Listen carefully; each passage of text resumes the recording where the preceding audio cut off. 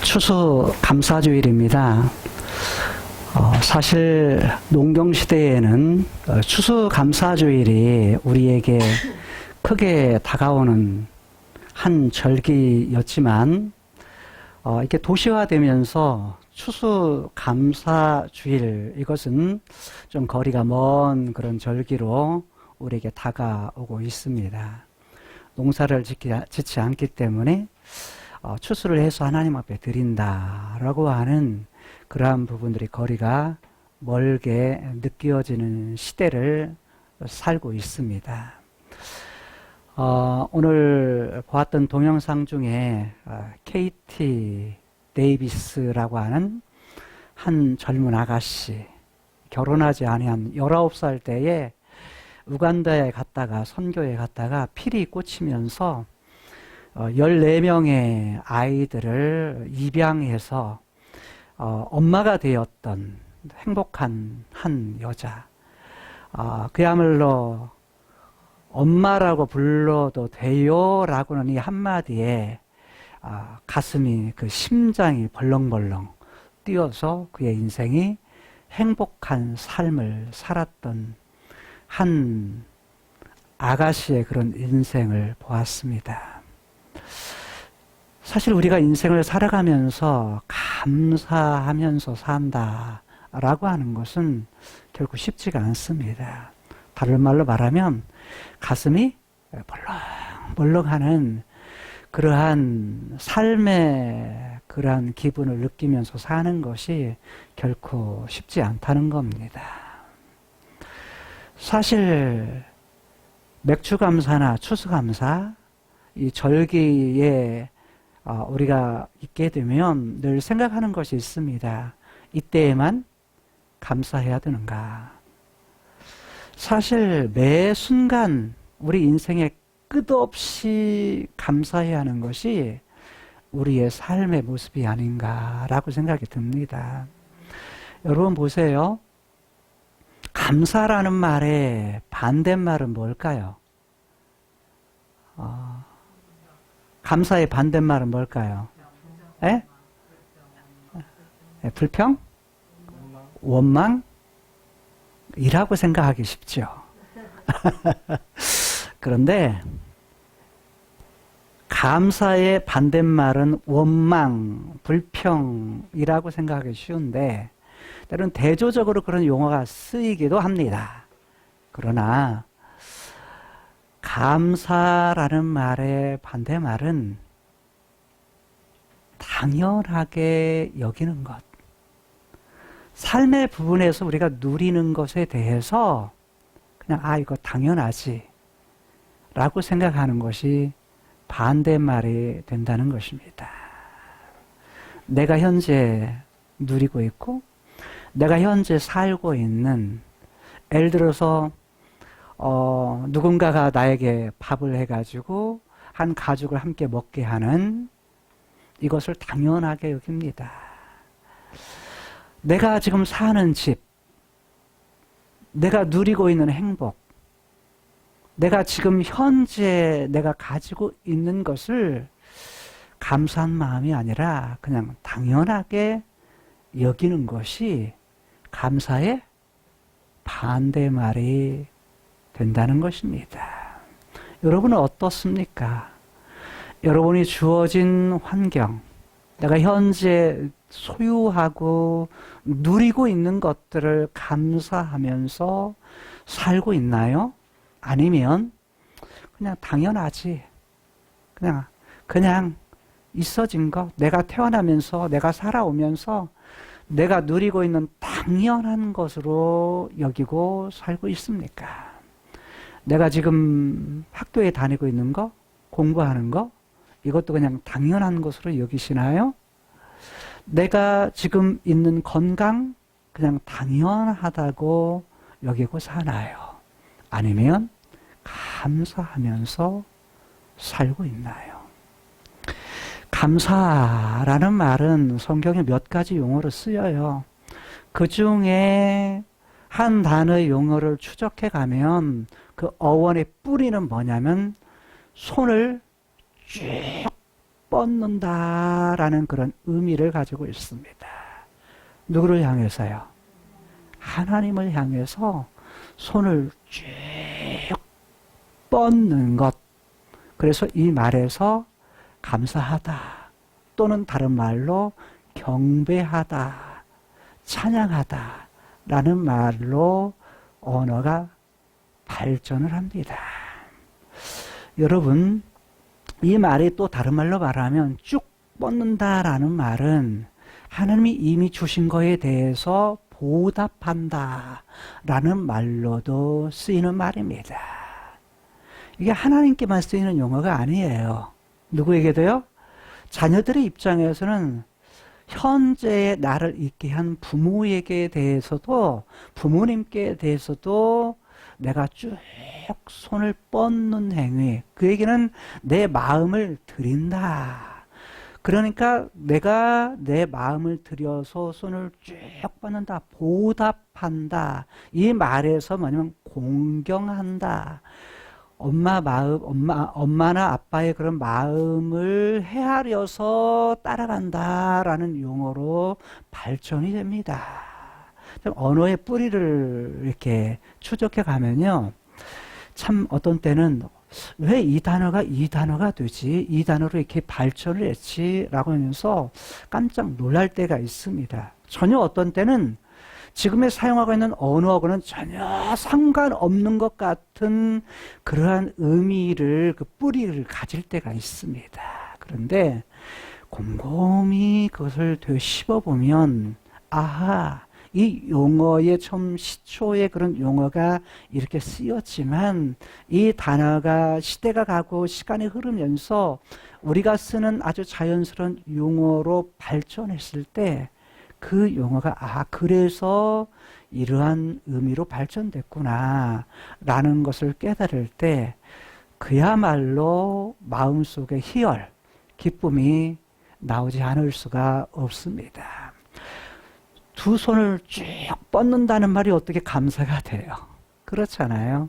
그런데 의미를 되씹어 보면 참으로 부모님께 되어서나 또는 친구에게 되어서나 부부간에 되어서나 나에게 해준 거에 대해서, 자, 해준 것 아닐지라도 그냥 함께 있어준 거, 그것만으로도 뭐예요? 감사한 거예요. 감사하고 보답할 수 있는 거예요. 손을 뻗고서 내가 뭐냐면 위로의 말, 또 고맙다는 말, 이런 말을 얼마든지 해줄 수 있는 거예요. 한 1, 2주 전에 제가 SNS에 어떤 한 글을 보면서, 이게, 이제 남편이, 너무 암에 걸려가지고, 이제 아내가 병간호를 계속 했어요. 근데 어느 순간에 하나님 곁으로 갔습니다, 남편이. 남편이 갔는데, 어느 순간 그것이 이제 받아들이질 않는 거야, 이 아내가. 남편이 떠나갔다는 것이 받아들이지 않아가지고, 어느 날 이제 창문을 보면서 아름답게 비치는 햇살을 보면서, 이제 자기가 이제 이야기를 합니다. 여보, 저 햇살 너무 아름다워. 그런데 보니까 뒤에 남편이 없는 겁니다. 그런데 이때 가졌던 생각이 뭐냐면, 아파 있었지만 그래도 내 옆에 함께 있어준 그 자체가 행복이었었구나 라는 것을 이 아내가 깨닫게 되었다라는 글이었습니다. 여러분, 함께 있을 때는 소중함을 잘 모릅니다. 그런데 지금 내 옆에 있는 자녀들, 내 옆에 있는 부모들, 내 옆에 있는 배우자들, 이 배우자들이 있을 때 그때가 뭐예요? 가장 행복한 거예요. 그냥 함께 있다는 그 자체. 이 자체만으로도 감사할 수 있는 조건이 됩니다. 자, 뿐만 아니죠. 우리가 감사할 수 있는 것은 내가 지금 살아있다고 하는 그 자체가 뭐예요? 감사한 거죠. 오늘 본문에 보면 솔로몬이라고 하는 이스라엘의 왕이 등장을 합니다. 특히 이스라엘의 왕이 되어서 그의 이제 왕 노릇을 하는 그 말년의 시기에 지금 그는 자신의 인생 속에서 누릴 것 정말 다 누립니다. 이스라엘 3대 왕으로서 하나님이 주셨던 지혜를 가지고서 그야말로 지혜가 있다 보니까 자기를 보려고 오는 사람들이 온갖 보물들, 예물들, 선물들을 바리바리 싸가지고 뭐예요? 이 솔로몬을 보기 위해서, 솔로몬이 가졌던 지혜를 듣기 위해서. 아니, 그게 뭐기에? 그 솔로몬의 그 말을 갖다가 듣기 위해서 그 많은 선물들을 싸가지고 온단 말입니까? 그런데 소문이 뭐예요? 솔로몬이 정말 지혜가 대단하더라 라는 이것 때문에 사실은 솔로몬의 얼굴 보려고, 말 들으려고 찾아온 것입니다. 적은 스바 여왕 같은 경우에는 이게 적지 않은 거리입니다. 굉장히 먼 거리를, 여기서 제주도 가는 거리를 몇 번 왕복을 해야 될 그런 거리를 스바 여왕이, 그 당시에는 비행기가 있는 것도 아니고 천상 뭐예요? 걸어서 와야 됩니다. 그러니까 낙타를 타고 와야 되는 거리, 그 엄청난 거리를, 그 많은 금, 은, 보석들을 싸가지고 오는 것입니다. 와서 야, 만나 보니까 정말 대단합니다. 소문 듣던 것보다 현실을 보니까 그 솔로몬의 왕궁이라든지 성전이라든지 이런 모습을 보니까 뭐예요?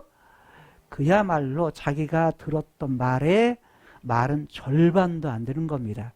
자기가 생각했던 것보다 훨씬 더 컸다라는 것입니다.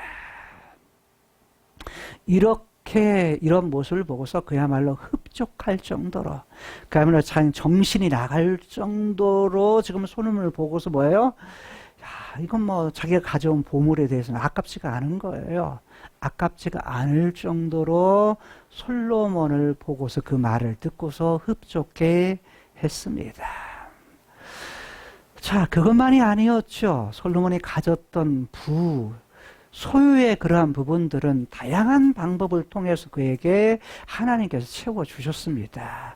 말과 병거들 뿐만 아니라 히람 왕에 의해서 했던 배를 만들고 나서 항해 기술을 배우고서 뭐냐면 나가가지고 한 번도 보지 못했던 잔나비, 원숭이라든지 코끼리의 코끼리의 코 옆에 있는 그 이빨, 상아, 이런 것들을 가져옵니다. 여러분, 인생에서 한 번도 보지 못한 것을 보면 얼마나 보여요?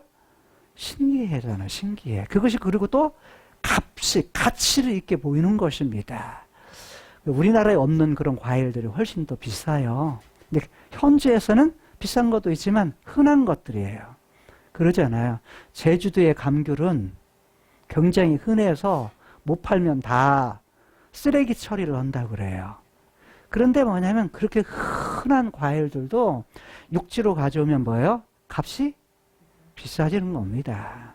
그러니까 흔한 것들도 다른 나라에 가면 그것은 뭐냐면 굉장히 귀한 가치를 가지게 되는데, 지금 배를 통해서 다른 나라, 타국에서 가져왔던 그러한 것들은 그야말로 가치 있는 물건, 값나가는 물건이 되었던 것입니다. 그것이 부의 또 하나의 원천이 됩니다.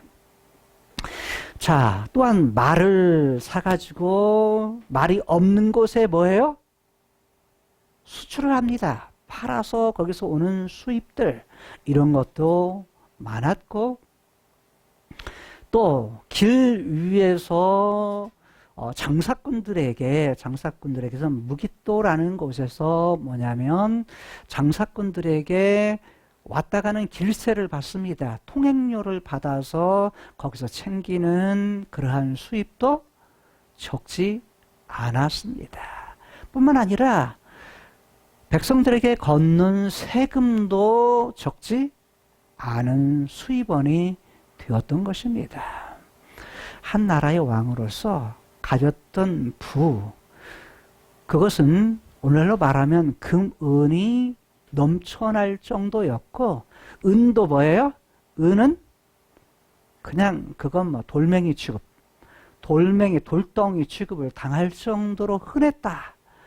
자, 그 히람에 있었던 백향목, 성전의 재료라든지 궁전의 재료로 했던 백향목들, 이러한 것들은 어땠냐면 과거에는 흔치 않아서 굉장히 귀한 가치가 있는 것이었지만 이것들을 유대 땅에 심습니다. 심어가지고 세월이 지나면서 이것이 커요.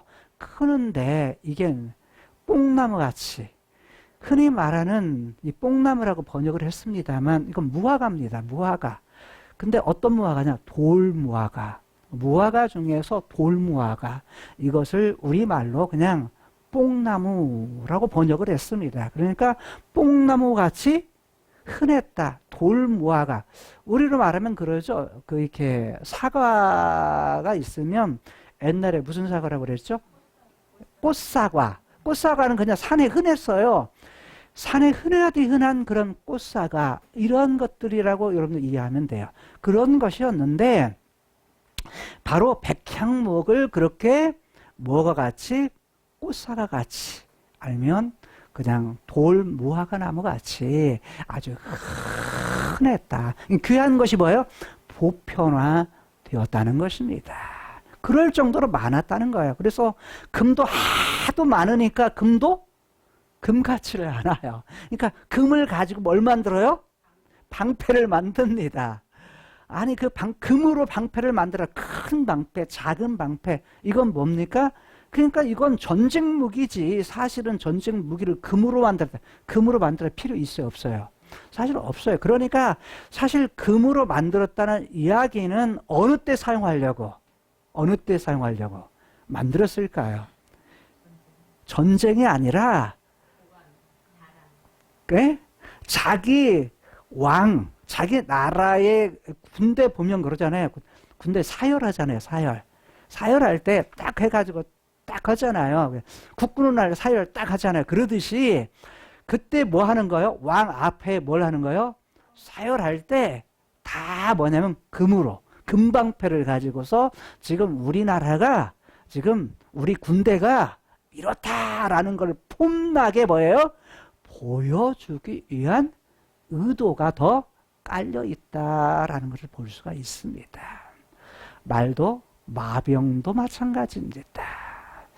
자, 여러 가지의 부를 많이 가졌던 솔로몬, 현대로 말하면 그야말로 그의 인생에 있어서 누릴 것을 다 누려봤던, 그야말로 해볼 것은 다 해봤던 다른 말로 말하면 그야말로 성공적인 삶을 살았던 솔로몬. 그야말로 우리가 부러워하는 그러한 성공을 그는 다 거머쥐었던 솔로몬이었죠. 그런데 여러분, 솔로몬에게 있어서 태평, 그것은 솔로몬이 정치를 잘해서일까요? 솔로몬이 지혜가 탁월해서 크로노스의 세계는 그렇게 보여질 수 있습니다. 정치를 잘하고, 그리고 그의 지혜가 있어서 나라를 잘 다스려서 나라가 평안했다, 태평했다 라고 보여줄 수 있죠. 그야말로 적들이 달려들지 않고 재앙도 없고. 되게 그러죠. 우리는 어떤 힘든 일을 만나고 어떤 사고를 만나고 그 다음에 어떤 사건이 벌어진다 그러면 대통령이 다 뒤집어 씌웁니다. 대통령을 잘못해서. 뭐냐면 한 5년 동안 활동한 그런 사고 사건 없겠어요? 사실은 어떤 대통령이 할지라도 사건 사고는 있기 마련입니다. 근데 그걸 어떻게 잘 수습을 하느냐 여기에 달려 있어요. 그러면 잔잔해져 갑니다. 그렇잖아요. 우리가 가정사에서도 어떤 힘든 일을, 어려운 일을 만나요, 안 만나요? 만납니다. 그런데 중요한 것은 어려운 일을 만났을 때 그 어려운 일에 대해서 어떻게 그것을, 문제를 잘 해결하느냐. 해결하면 그냥 넘어가요. 근데 그 해결을 잘 못하면 어떻게 돼요? 이제 그것이 계속 끌어져 가는 겁니다. 그거에 또 다른 어려운 일을 만나면 이제 왜 우리 가정에는 왜 이렇게 힘든 일이 많은 거야. 그래서 이거 정말 하나님이 살아계신 거야 라고 정말 하나님에 대한 신뢰도 무너지는 경우도 있어요. 크리스천 자체는 하던 사업이 잘 안 되고 망하기도 하고 가정사이에 자녀들이 잘 안 되기도 하고 가정이 어떤 큰 일들을 만나기도 하고 그러면 또 당연하게 여겼던 것이 왜 이렇게 힘든 일을 만나는 거야 라고 하면서 원망도 불평도 나오기 마련인 것입니다. 크로노스의 그런 세계에서의 태평, 다른 말은 샬롬이라고 하는 것은 안전함, 그 다음에 평화라고 하는 것은 우리가 생각할 때, 우리가 머리가 좋고, 내가 잘나서, 그래도 내가 공부를 많이 해서, 내가 인생을 살 때 그래도 덕이 있어서 라고 생각하기 쉽습니다. 솔로몬도 잘 나갈 때가 있었습니다. 그가 하나님 앞에 일천번제를 드리고 하나님께 구했을 때 기본에서 하나님께 나타나셨습니다. 자, 지혜를 주셨을 때, 그리고 나서 열왕기상 5장에서 하나님께서 이스라엘에게 뭘 주시냐면 태평 성대를 주십니다. 사방에 뭘 주셨다? 태평을 주셨다라고 말합니다. 그때 뭣도 없다? 대적도 없고 재앙도 없도다. 그러니까 원수들도 없고 외부에서 힘들게 하는 적도 없고 그 다음에 내부에서 일어나는 재앙, 문제들도 없었다라는 겁니다. 왜요? 왜? 여호와께서 뭘 주심에? 태평을 주심에 라고 말합니다. 태평을 주시는 분은 누구시라고요? 여호와시다라고 말합니다. 여러분, 오늘 본문 안으로 들어가게 되면 본문 속에 대적한다라는 말이 몇 번 등장합니다.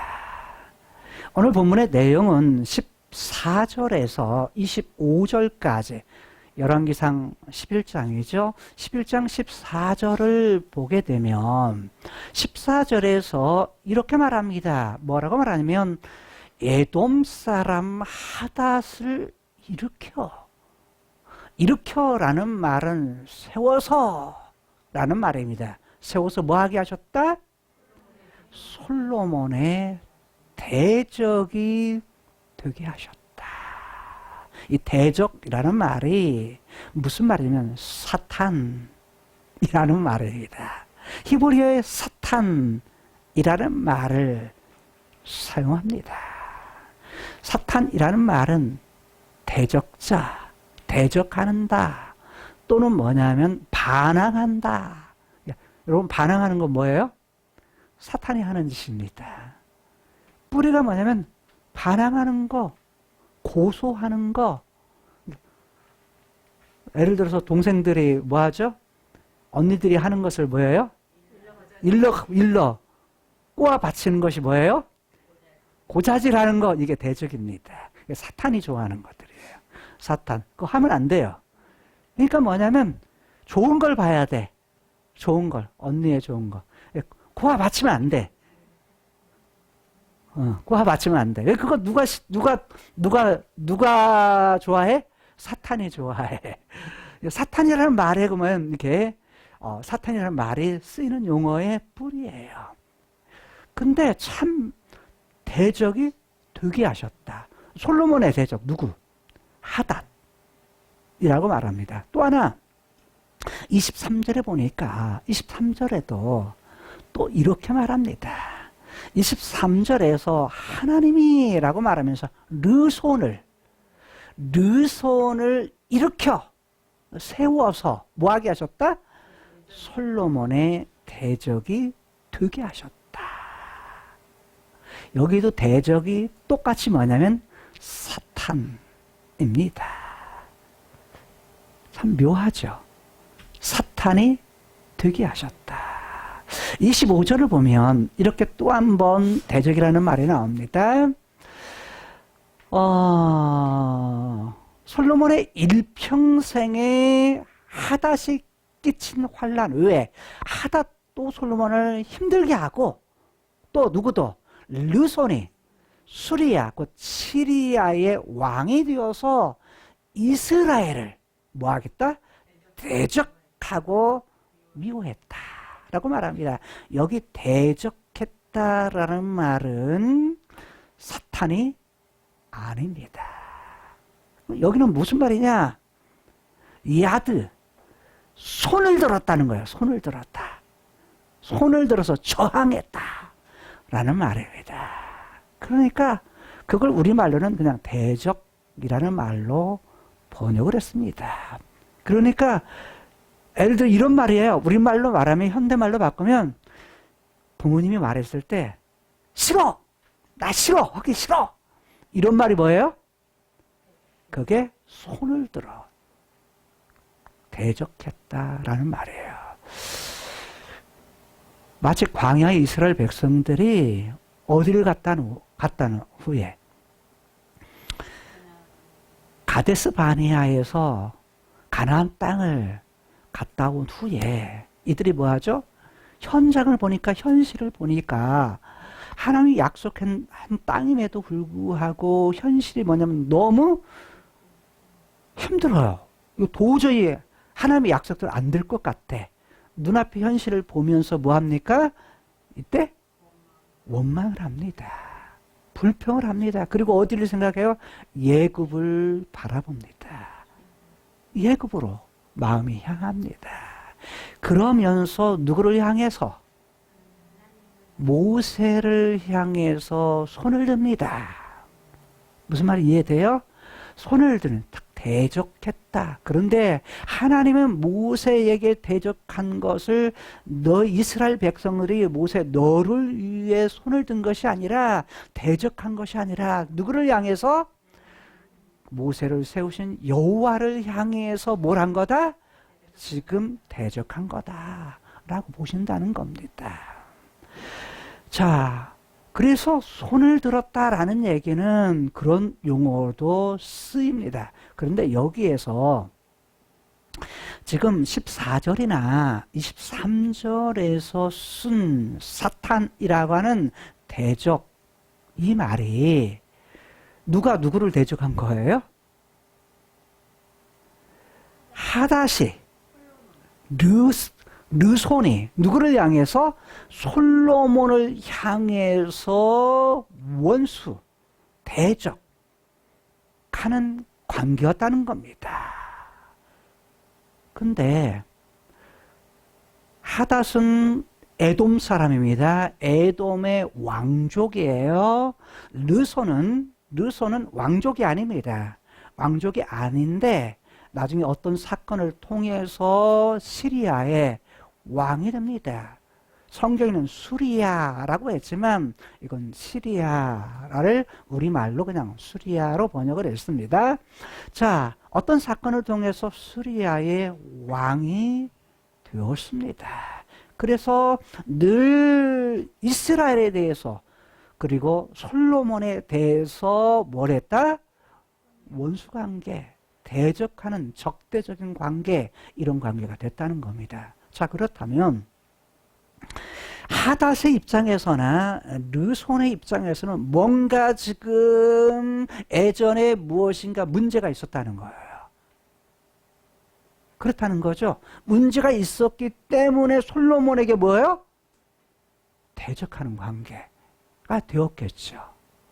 그런데 크로노스의 세계에서의 일어나는 그러한 일들이 당연하게 어떤 원인에 의해서 결과, 현실, 지금에 있어지는 대적의 관계는 뭔가 원인이 있다는 거예요. 그 원인에 있어서 있어진 것 같습니다.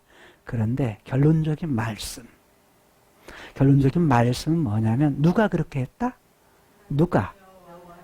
처음에 13절에서는 여호와께서 뭐가 되게 하셨다? 뭐가 되게 하셨다? 대적이 되게 하시니. 이 되게 하시니라는 건 자기가 원해서 대적이 됐다 이 말이 아니고 누군가에 의해서 누가 시켜서 뭐 하게 됐다는 거예요? 그 일을 하게 됐다. 그래서 이게 히필령이라는 얘기는 사역형입니다. 누가 시켜서. 즉 하나님께서 여호와께서 시켜서 뭐가 된 거예요? 대적이 된 거예요. 즉 하닷을 시켜서 하닷이 솔로몬의 대적이 되었다라는 것입니다. 참 묘하죠. 솔로몬이 대적이 된 것이 아니라 하닷을 시켜서 솔로몬을 괴롭게 하는 사탄 노릇을 하는, 즉 대적하는 관계를 가지게 했다는 것입니다. 크로노스의 세계에서 있어지는 사건들, 일들은 그 등 뒤에 누가 있다는 거예요? 카이로스의 세계에, 눈에 보이지 않는 영적인 세계에 여호와가 계신다. 그리고 23절에서는 하나님께서라고 말합니다. 하나님께서 누구를요? 르손을 세우는데 뭘로? 대적으로. 누구의? 솔로몬의 대적으로. 솔로몬의 대적이 되게 하셨다. 여기도 똑같이 히필령이에요. 다른 말로 사역, 하나님이 시켜서, 하나님께서 그렇게 해서 뭐가 되게 했다? 대적이 되게 했다라는 것입니다. 여러분, 그러면 솔로몬이 어떤 때는 태평하고 어떤 때는 주변의 왕들이나 주변 나라에 의해서 지금 뭘 당하는 거예요? 공격을 당해서 지금 힘든 상황을 겪습니다. 크로노스의 세계에서 일어나는 일들이 태평, 안전함, 편함 이런 때도 있지만, 즉 샬롬의 때도 있지만 어떤 때도 있다는 거예요? 어려움을 당하는 그런 때도 있다는 것입니다. 자, 이런 때도 있게 되는데 인생의 삶이 그렇잖아요. 언제나 좋은 때가 있는 것도 아니고 언제나 힘든 때만 있는 것도 아니잖아요. 인생의 행복, 인생의 불행 이런 때는 창세기 3장 이후에 죄가 들어오면서 죽음의 증상으로 인해서 우리의 삶에 뭐가 등장해요? 불행과 행복, 이런 부분들이 겹쳐서 같이 우리 인생 속에 등장하게 됩니다. 어떤 때는 행복으로, 즉 창세기 1장에 하나님의 형상대로 주었을 때는 영원성 때문에 우리에게 행복이 주어지지만 그 주어졌던 행복, 에덴에서의 그런 행복이 죄가 빗나감을 통해서 하나님의 명령에서 미끄러짐을 통해서 뭐가 오게 돼요? 어긋나는 것을 통해서 이제 불행의 그런 삶이 오게 되는 것입니다. 그래서 인생의 행불행은요, 이 땅에서 우리가 살아가면서 나타나지만, 그러나 최종으로 배우야 하는 카이로스의 세계에 대한 하나님, 그분에 의해서 주어진다라고 말씀합니다. 아니 그러면 어떻게 하나님 늘 우리는 행복해야만 하시지 왜 우리를 불행하게만 하셔? 왜 불행하게 하셔? 이렇게 말할지 모릅니다. 그렇다면 솔로몬은 어느 때 행복했을까요? 어떤 때 태평을 주셨어요? 왜 어느 때 대적이었고 재앙이 없었어요? 그가 하나님께 주신 지혜로서 하나님만 바라보고 하나님 그분의 말씀에 대해서 순종하며 살았을 때, 공의로서 백성들을 다스렸을 때, 이럴 때는 뭐였어요? 태평했어요.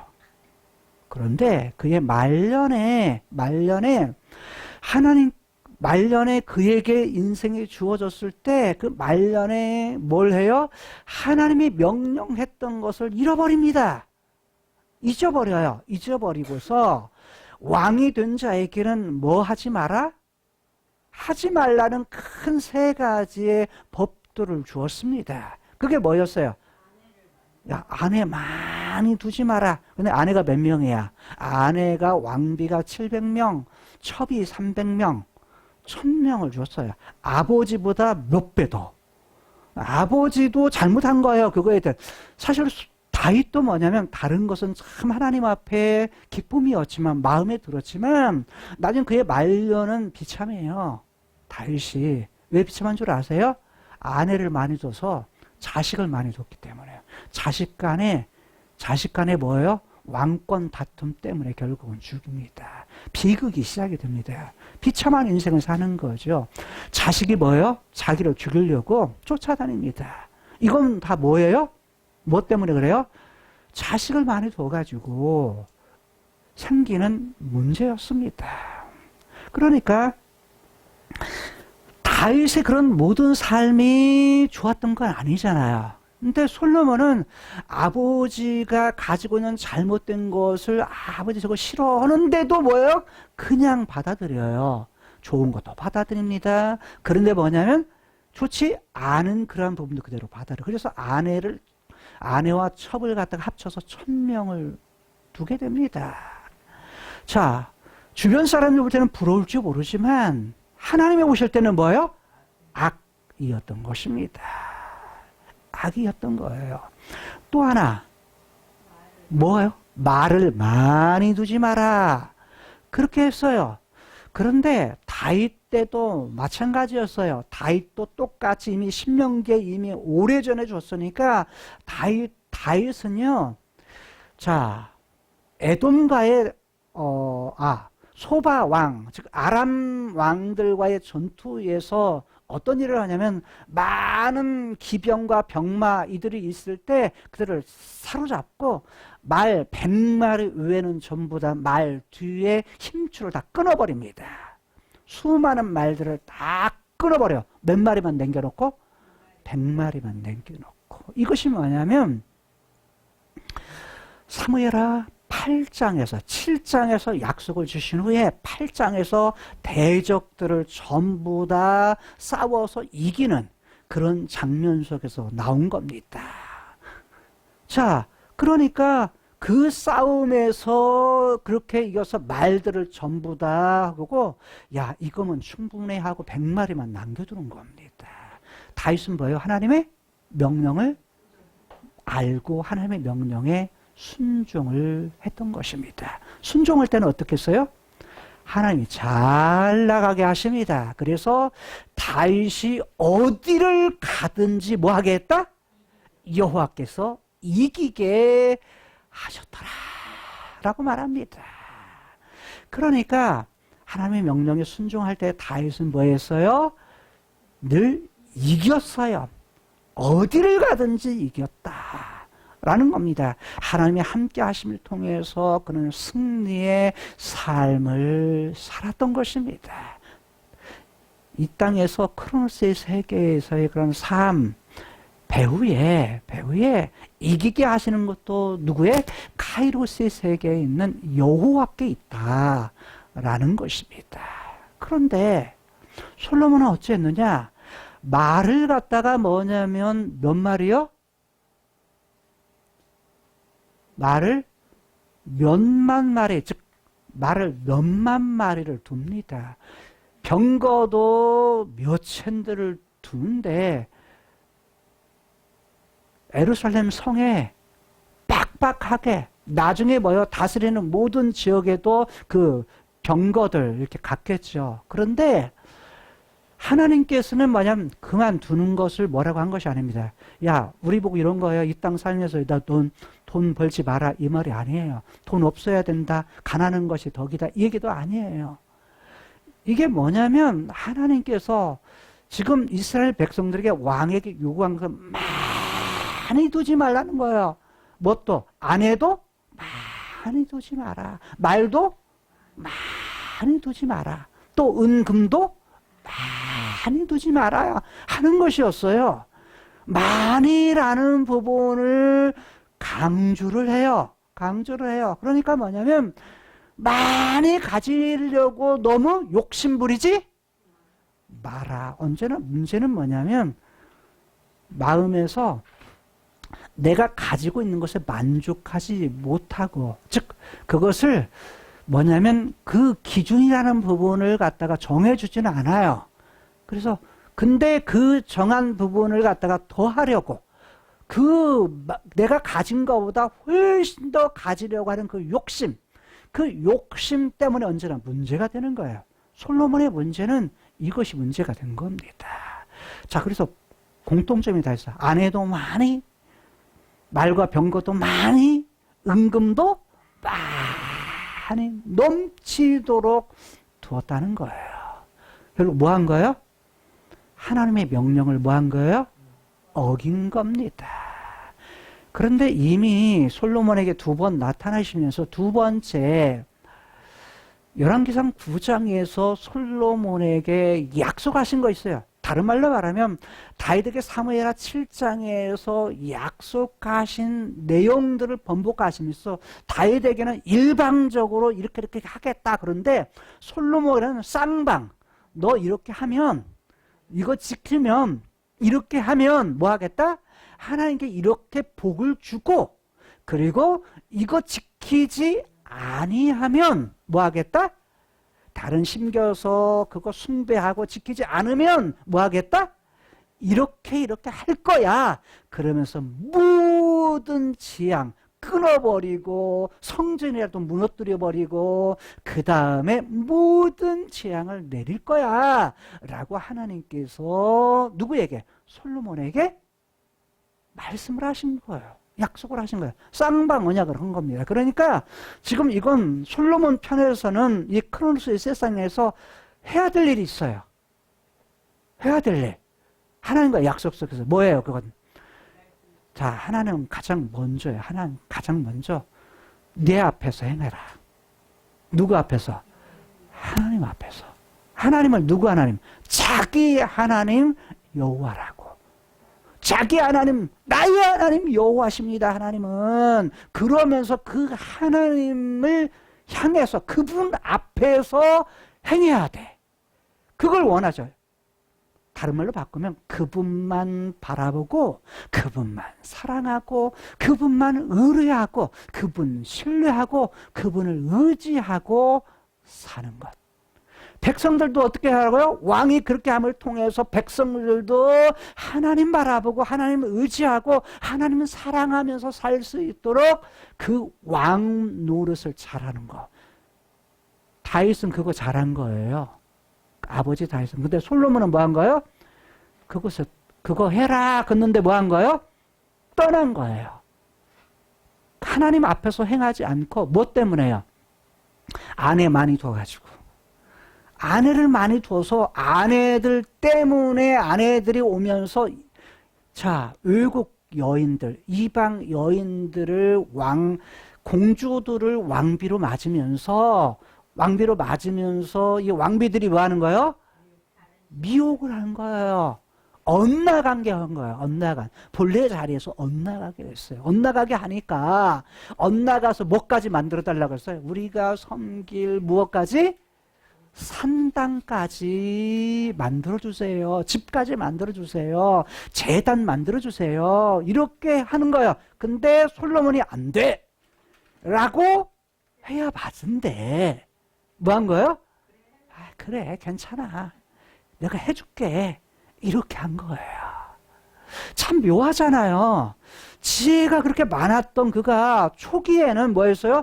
지혜가 명쾌해서 하나님 사랑하고 하나님 따르고 그러고 하나님 말씀대로 뭐 하더니 순종하더니 이제 인생이 지나가면서 여자 때문에 인생을 뭐 한 거예요? 망친 거예요. 여자만 그럴까요? 남자 때문에 그럴 수도 있어요, 이게. 그렇잖아요. 그러니까 뭐냐면 어떤 상황에서는 누구만 바라보라는 거야? 하나님만 바라봐라 라는 거예요. 여러분 인생 이 크로노스의 세계에서는 다 인생 해봤자 뭐예요? 다 쓸데없는 짓이에요. 인생의 소유, 인생에 가졌던 모든 것들 다 뭘로 여겼던 거, 가치 있게 여겼던 것이 다 뭐예요? 지나가 보면 다 꽝이야. 아무것도 아닌 거예요. 이게 그렇게 살았던 사람이 누구예요? 지금 여기 솔로몬이에요. 솔로몬이 아마 어느 때라고 말하지 않으면 노년에 지금 뭘 쓴 거예요? 전도서를 쓴 거예요. 다 인생을 누려보고 가져보고 해볼 거 다 해보고 여러 사람이 그러잖아요. 내가 해볼 거 다 해보면 얼마나 행복해요. 행복했지만 그거 뭘 채우는 거야? 육체의 욕망을 채우는 것들이었어요. 근데 그게 다가 아니었던 거예요. 그러니까 뭐냐면 욕구라는 부분들은 창세기 1장의 욕구임에도 불구하고 본능임에도 불구하고 그것이 누구를 향할 때 그게 복이에요? 하나님, 1차적인 질서에서 관계에서 하나님과의 관계에서 우선순위가 되고 내가 나와의 관계에서 뭐냐면 그것이 그 본능이 잘 채워지고 나와 다른 사람과의 관계에서 그 질서가 잘 조화가 될 때 이것이 뭐예요? 복이에요. 그럴 때 행복이 진짜 행복인 거야. 그런데 그것이 순서가 바뀌죠. 그러면 뭐가 돼요? 그것이 우상이 되는 거예요. 우상은 우리들이 뭔가 만들어 놓고 하는 걸 말하지만 그거 안 만들어 놓고도 내 마음을 뺏기는 그 자체가 뭐예요? 그것이 우상이 될 수 있다고요. 우리의 마음을 뺏기는 거, 우리의 인생을 가장 가치 있게 여기는 거, 우선순위를 바꾸는 거, 이것이 뭐가 되는 거예요? 우상이 될 수 있는 거예요. 다른 신을 쫓았다. 이거 숭배하면, 따라가면 다른 것들을 하나님의 의외에 다른 것의 뒤에 졸졸 따라가. 돈을 따라가잖아요.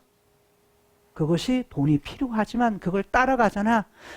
그거 이상으로 더 많이 갖고자 하는 그것이 뭘 한다는 거예요? 그 뒤를 따라가게 되면 결국 그게 뭐다? 다른 신을 쫓아가는 것이 된다는 거예요. 적당한 부분은 필요해요. 이 땅을 살아가는 동안에 우리에게 그런 부분을 정당하게 우리에게 주어지는 노동의 대가로 주어지는 부분들은 필요해요. 그건 복이에요.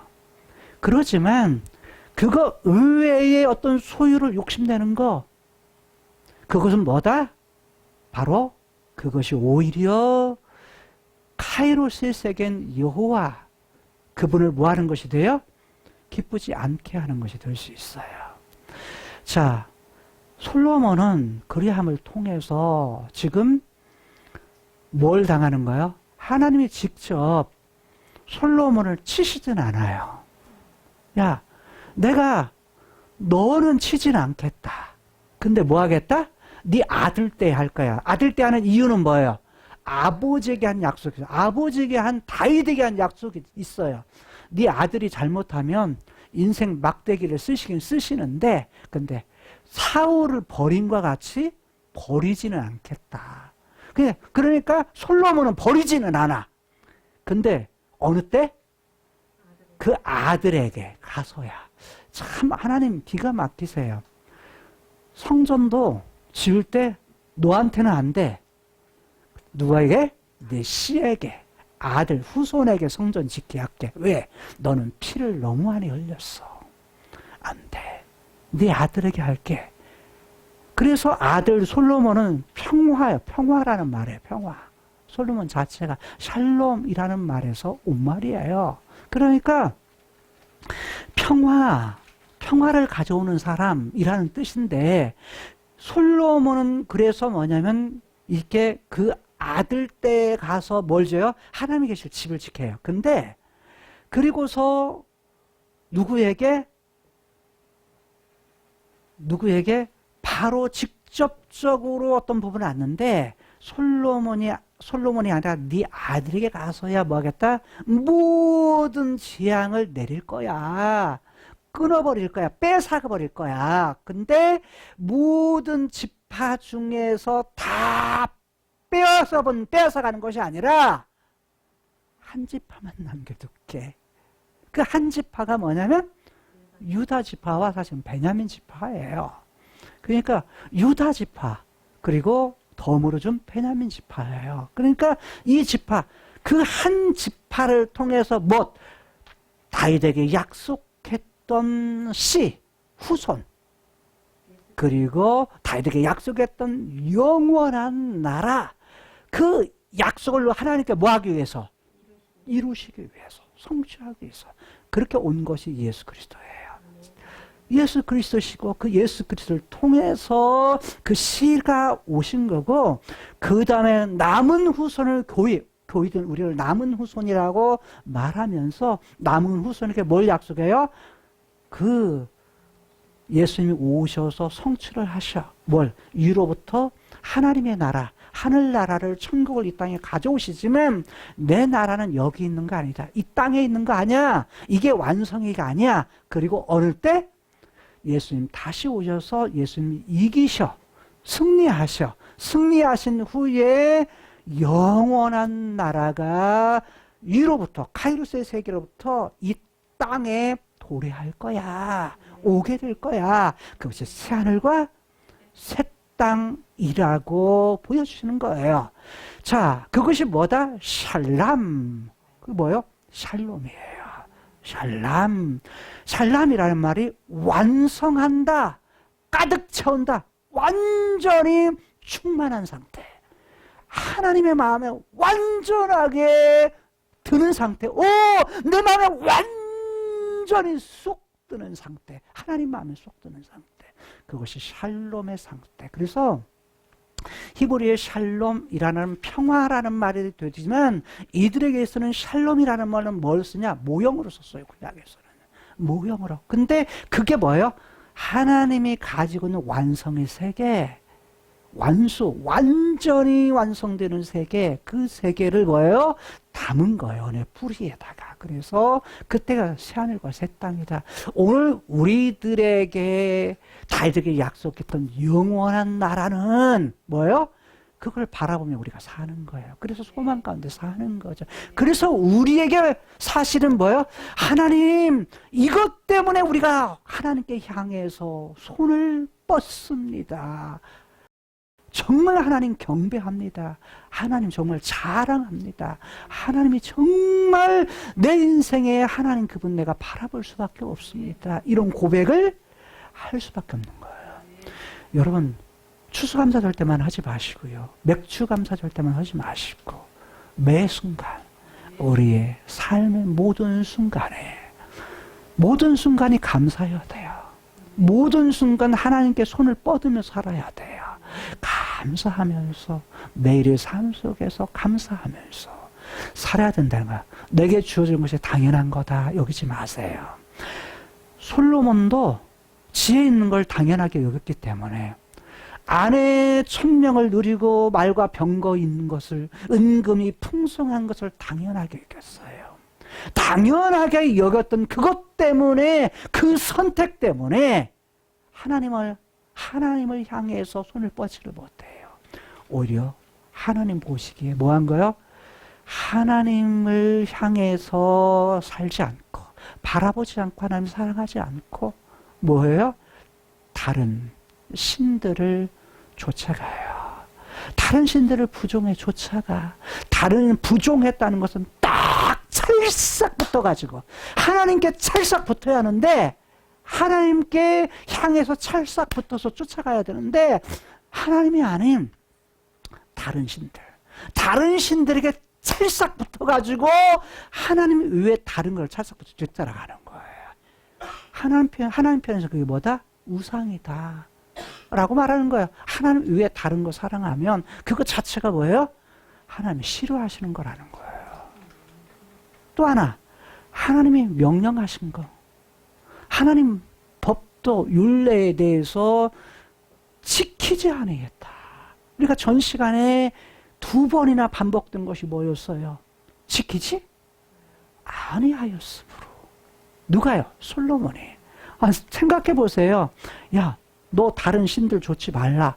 그렇게 명령했음에도 불구하고 그는 뭐 했다는 거예요? 여자들, 아내에 의해서 아내들이 섬겼던 신도 뭐예요? 신들에게 같이 제사도 합니다. 솔로몬이 신들에게 제사를 해요. 그러니까 하나님 외에 다른 신들에게 제사도 같이 합니다. 뭐 하려고? 왜 그래요? 아내 기쁘게 하려고. 아내 기쁘게 하려고. 그러니까 제사도 해요. 그리고 뭐냐면 하나님이 싫어하시는 산담까지 만드는 겁니다. 그러면 솔로몬이 지난주에 말했듯이 하나님을 향해 제사 안 드렸나요? 드렸어요. 하나님 앞에 제사도 드리고 뭣도 하는 거예요? 다른 신에게 제사도 같이 드리는 거예요. 우리가 하나님 앞에 하나님 따라간다, 하나님 섬긴다 하면서도 이 땅에서 뭐 하는 거예요? 우상, 다른 것들에 한눈 팔면서 같이 살아요. 근데 그때에 하나님께서 어떻게 하신다고요? 그렇게 솔로몬이 그렇게 했을 때 하나님이 진노하셨다. 화를 내셨다는 거예요.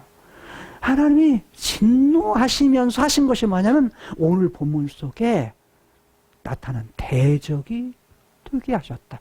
하나님이 에돔 왕이었던 하닷을 마음을 움직여서 뭐예요? 솔로몬을 벌하시기 위한, 하나님의 진노를 벌하시기 위한 도구로 누굴 쓴 거예요? 에돔의 왕 하닷을. 그리고 누구?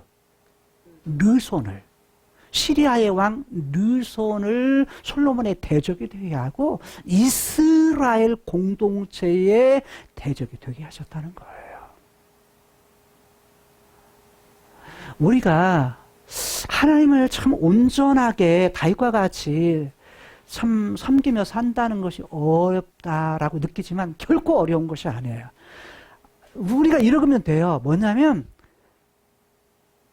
하나님이 싫어하는 걸 안 한다, 않는 거 이렇게 하는 것보다 이러면 않는 것을 하는 것은요 어려워요.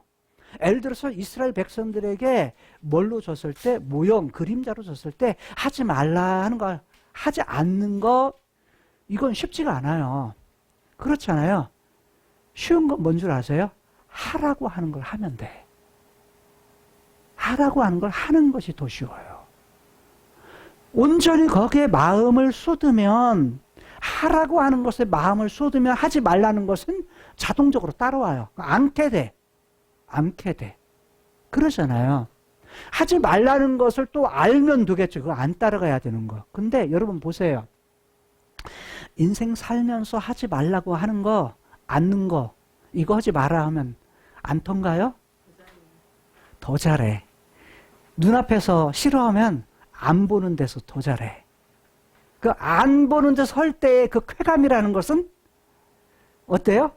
기분이 좋잖아요. 짜릿하잖아. 안 보는 데서 하는 범죄가. 그렇잖아요. 짜릿하잖아. 그런데 사람은 참 그래요. 죄에 대한 짜릿함. 이것 때문에 계속 죄에 대해서 계속 선택을 해요. 선택을 해. 그러면 나중에는 무디어져. 근데 무디어지는데 그것을 통해서 뭐가 돼요? 하나님께서는 결코 기뻐하지 않으세요. 하나님이 우리를 갖다가 죄 아래서 우리를 죄에 대한 책임으로부터 사셨을 때, 예수님이 이 땅에 오셔서 자신의 핏값, 죽어주심을 통해서 우리를 핏값을 주고 사셨을 때는요, 별 볼 일 없는 인생에서 우리를 사신 것이 아니에요. 우리를 그만한 가치 가치가 있는 존재로 보시고, 즉 하나님의 형상, 영혼이 있는 하나님께서 기뻐하시는 그 영혼이었기 때문에 그만한 가치가 있어서 하늘 카이로스의 세계에서 계신 그분이 크로노스에게 이 땅에 오셔서 우리를 위해서 뭐 하신 거야? 죽어주신 거예요. 근데 죽어주신 것을 당연하게 여기는 거야, 우리는. 당연하지. 당연한 거예요. 여러분 다른 사람을 위해 죽어줄 수 있어요? 자녀된 여러분 엄마 위해서 죽어줄 수 있어?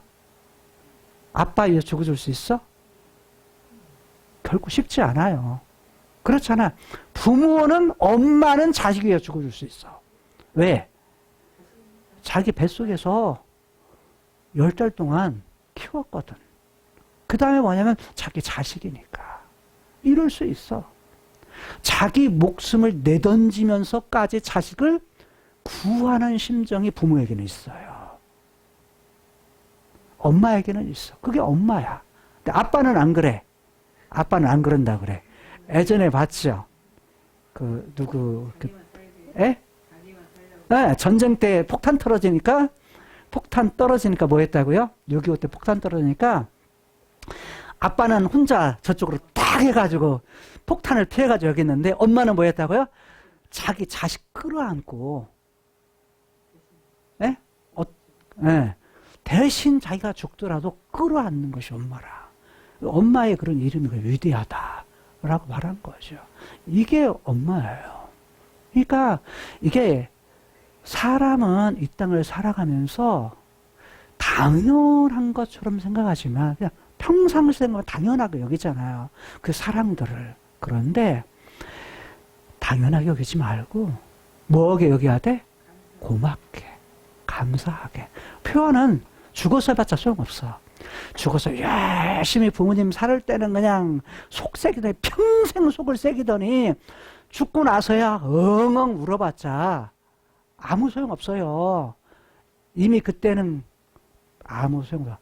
부모님이 내 말을 못 들어줘. 못 들어줘. 들을 수가 없어. 들어도 뭐요? 대답해 줄 수가 없어. 그러니까 어느 때 잘해야 돼? 있을 때, 살아 계실 때. 살아 계실 때 잘하셔야 돼.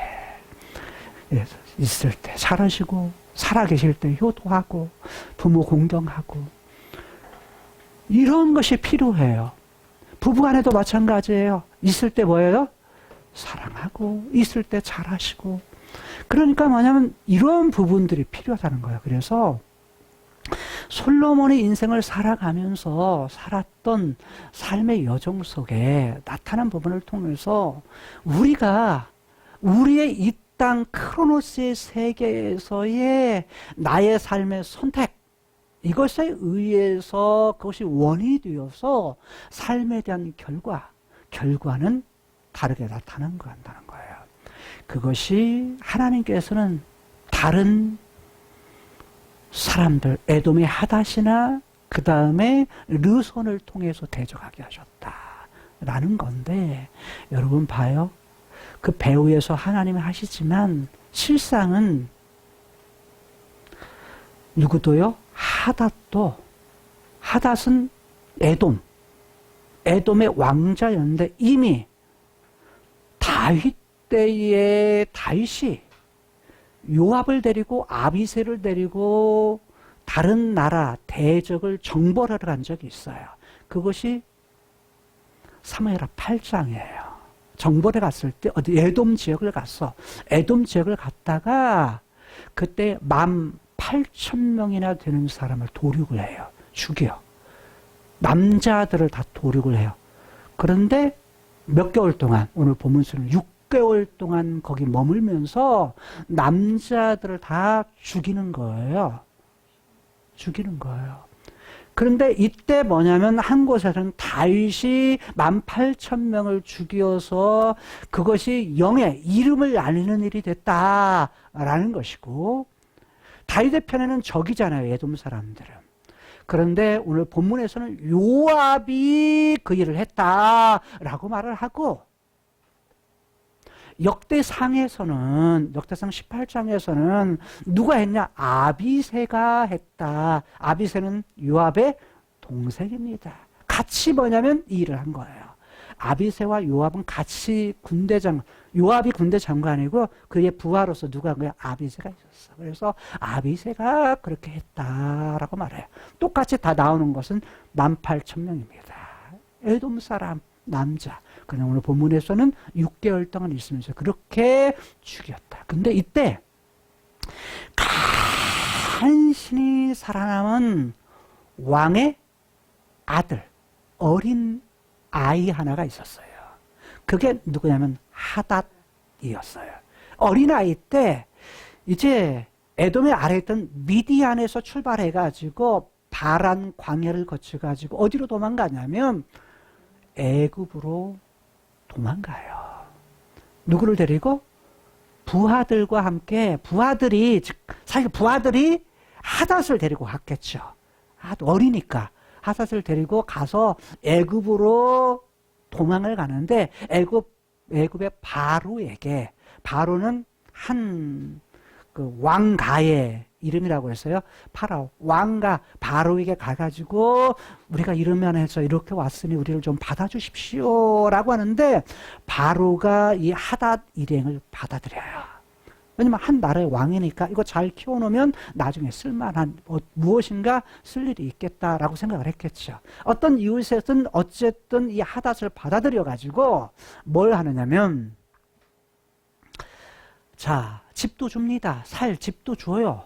먹을 양식도 줍니다.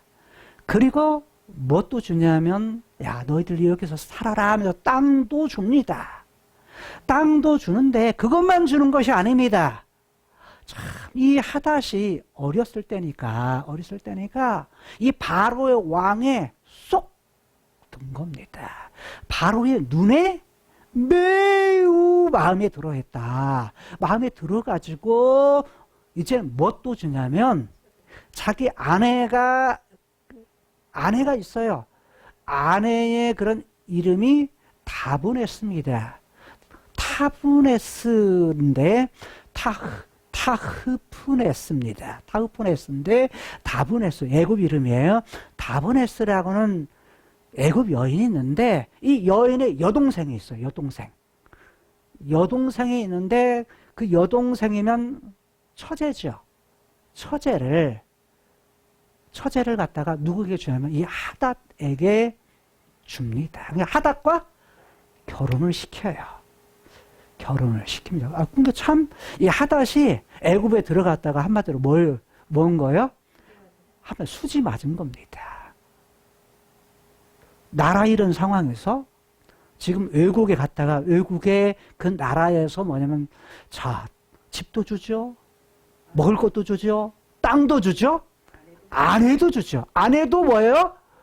왕비의 동생이에요. 왕비의 동생. 왕비의 바로왕의 왕비의 동생을 갖다가 여동생을 갖다가 뭘로 주니까? 아내로 주니까 왕가의 한 부분, 왕가와 왕가끼리 뭐 한 거야? 맺어진 거예요. 근데 사실 하닷은 힘이 있어요, 없어요? 아무 힘도 없어요. 그래가지고 결혼을 합니다. 결혼해서 아들을 낳습니다. 아들을 낳는데 그게 바스낫입니다. 여러분, 그리고서 이 바스낫을 낳는데 이 바스낫이 죄송합니다. 그누밧을 낳습니다. 그누밧은 지도자, 통치자라는 뜻입니다. 자, 그런데 이 하닷이라는 사람이 이따가 뭐냐면 다윗이 죽었더라. 다윗이 조상들과 함께 누웠다는 얘기는 죽었다. 그리고 자신들이 힘들어 남자들을 다 도륙했던 요압도 죽었더라라는 소문을 듣습니다. 하닷이 애굽에서 그 소문을 듣고서 이 하닷이 바로 왕에게 말합니다. 왕이여, 저를 어디로 가게? 고국으로, 고향으로 돌아가게 해주십시오. 보내주십시오. 여기에서 보내고 보내다를 반드시 보내주십시오 라는 의미입니다. 보내고 보낼 것이다 라는 말을 반드시 보내주십시오 라고 청원을 합니다. 그래서 왕이 야, 너 여기 살면서 내가 너에게 해준 거 좀 부족한 것이 뭐가 있냐? 서운한 거 있냐? 라고 이렇게 물으니까 아니 없습니다. 없습니다. 다만 고국으로 돌아갈 수 있도록 꼭 반드시 보내주십시오. 그래서 이제 바로왕이 보내줍니다. 보내줘가지고 예돔으로 와서 이 하닷이 그때로부터 누구에 대해서? 솔로몬에 대해서 뭐가 됐다? 대적하는 관계가 되었는데 배후에는 누가 하셨다? 여호와께서 그렇게 하셨다라는 겁니다. 왜요? 솔로몬이 하나님 버리고 하나님 말씀 버리고 뭐 했으니까? 말을 안 들으니까. 말을 안 들으니까. 결국 뭐 한 거예요? 하나님의 심판의 도구로, 진노의 도구로 이렇게 쓰셨다는 겁니다. 르손은 왜 그랬을까요? 다윗 때에 다윗이 소바라는 것을 칩니다. 8장이에요. 똑같이. 8장 3절에서 6절까지의 내용인데 소바 사람을 죽입니다. 근데 죽일 때에 자 기병 1700과 자매 도보로 하는 사람 2만 명 이런 사람들을 사로잡고 말은 100마리만 남겨놓고 전부 다 힘줄을 끊어버립니다. 그리고 도우려고 아람에서 사람들이 오게 되니까 아람 사람 2만 2천 명을 다 죽여버립니다. 그런 사건이 있었어요. 근데 이때에 소바 왕은 하닷 에셀이었습니다. 하닷 에셀에게서 도망 나온 한 청년이, 한 군인이 어디로 도망가요? 자, 소바에서 아람 지역으로 도망갑니다. 도망을 가는데 도망을 갔다가 도망병들, 패잔병들을 모아가지고 다메섹에서 이곳에서 같이 삽니다. 그래서 거기에서 왕이 된 사람이 있었는데 그게 누구냐면 르손입니다. 그때 세워진 나라가 시리아라고 하는 나라입니다. 근데 시리아는 나라가 왕이 르손이 되어가지고 누구를 그렇게 한다고요? 솔로몬을 대적하고 그 다음에 하닷과 르손이 솔로몬을 대접하는데 일평생 괴롭게 합니다. 평생 동안 죽을 때까지 가시 노릇을 하는 겁니다. 그리고 이스라엘도 대적하는 그리고 미워하는 그런 관계가 되었다는 것입니다. 여러분, 크로노스의 세계에 일어나는 것은 원인이 있고 결과가 어떤 원인이 있는 것이 분명한 것 같이 보이지만 실상은 그들의 선택에 의해서 올바른 선택했을 때는 태평을 주시지만 잘못된 선택을 했을 때는 하나님께서 뭐 하신다? 대적을 통해서 늘 괴롭게 하시는 그런 하나님임을 볼 수가 있습니다. 결국 배후에서 그 등 뒤에서 누가 그 일을 하신다? 여호와께서 하나님께서 그 일을 하신다. 그래서 우리는 어떻게 살아야 돼요? 우리는 하나님이 약속하신 무엇을 바라보며 그분 하나님만 바라보고 하나님만 사랑하고 하나님 말씀에 순종한다는 얘기는 뭐예요?